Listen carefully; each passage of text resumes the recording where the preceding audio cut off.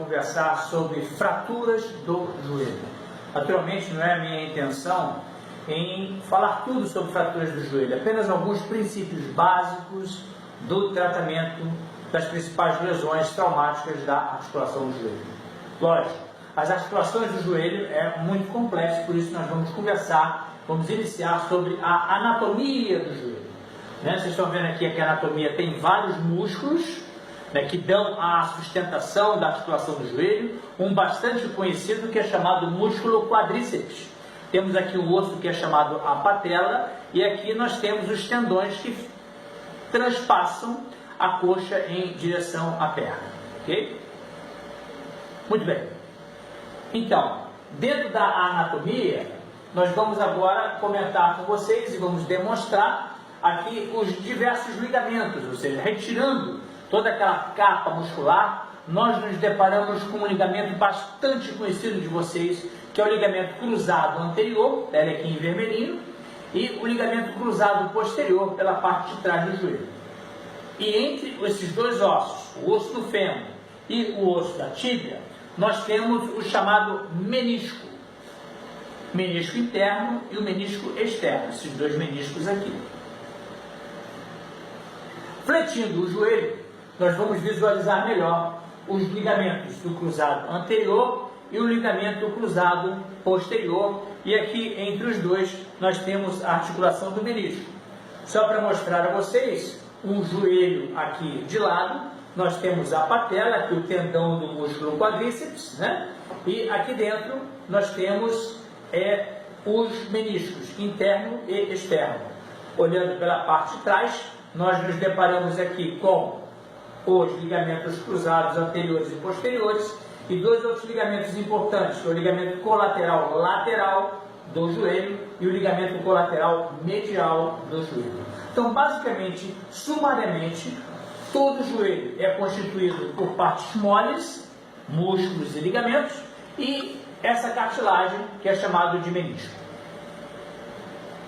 O primeiro recado que nós poderemos dar a vocês seria que qualquer lesão de natureza traumática, a primeira procedimento que nós devemos realizar é retirar o membro do chão. Vamos realizar repouso. Poderemos simplesmente retirar do chão ou então uma imobilização provisória, porque na hora que nós retiramos a carga, nós estamos protegendo todas as partes moles envolvidas na articulação do joelho. Uma outra coisa, nós temos que ter atenção um problema grave que é chamado joelho em flexão. Muitas das vezes as pessoas, principalmente naquelas lesões graves de joelho ou então nas lesões meniscais, a pessoa, o cliente de uma maneira geral, ele protege a articulação do joelho realizando uma deformidade em flexo. E às vezes ele chega no médico depois de 20, 30 dias e nós não conseguimos mais esticar esse joelho, e essa extensão muitas das vezes será feita pela fisioterapia por um período bastante prolongado. E, no caso, o cirurgião venha a optar pelo tratamento cirúrgico, é muito importante um bom planejamento cirúrgico. As fraturas, de uma maneira geral, todas elas, o médico tem que pensar, verificar exames, para planejar a melhor cirurgia para aquele caso. Porque, com o passar das décadas, nós vivenciamos, muitas das vezes, que no ato operatório, muitos médicos entram sem um bom planejamento da cirurgia e simplesmente ele vai ter que remediar determinados tipos de fixação. Então, planejamento é muito importante. Eu trouxe aqui algumas fraturas, aqui com uma ressonância magnética, na realidade é uma tomografia em 3D, em que está se verificando o quê? O afundamento do platô lateral do joelho. São lesões graves, porque uma vez que nós perdemos a continuidade do platô, nós vamos verificar que o alinhamento do membro a longo prazo vai se desenvolver em valgo, ou seja, essa parte mais baixa do joelho vai em direção lateral e o joelho vai ficar torto. Observem nessa fotografia aqui à direita né? Um outro tipo de fratura, fratura com afundamento. É fundamental o excelente planejamento médico para que, com o procedimento cirúrgico, reconstitua exatamente as alturas dos platôs, ou seja, da superfície da tíbia. Que qualquer irregularidade, mesmo que 1, 2 milímetros de diferença, vai determinar em deformidades muito importantes, principalmente nas pessoas mais jovens.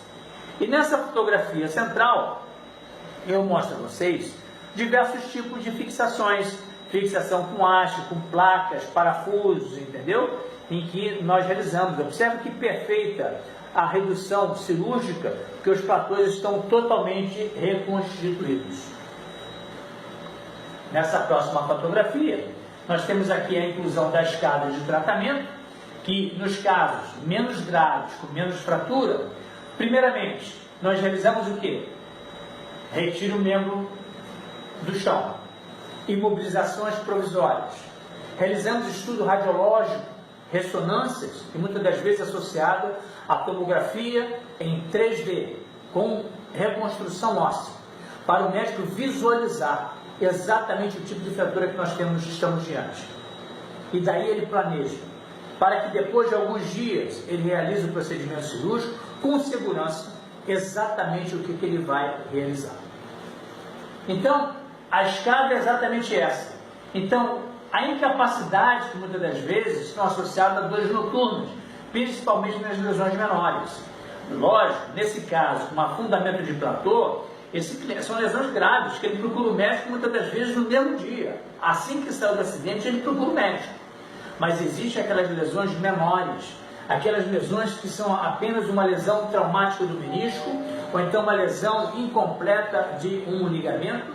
Essas são lesões que o médico, muitas das vezes, pode menosprezar, ou o próprio cliente, que determina problemas futuros que simplesmente não tem mais volta. Então é muito importante o planejamento de caso a caso. Por isso que eu botei aqui, ó, como se trata. Né? Como é que nós vamos tratar? Depende do caso, depende da idade, depende do que nós estamos pensando em termos de trauma ósseo. E nós chamamos sempre nas escadas de tratamento.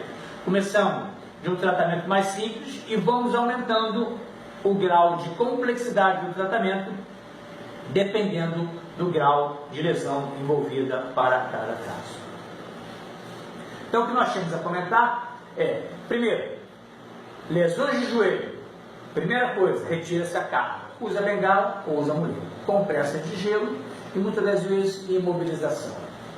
Vamos sair daquele momento em que a ferida está se reconstituindo para que depois de 2, 3 dias, com exames radiográficos, exames tomográficos ou ressonância magnética, o médico vai dimensionar o exato tamanho da lesão para ele planejar o que vai ser feito.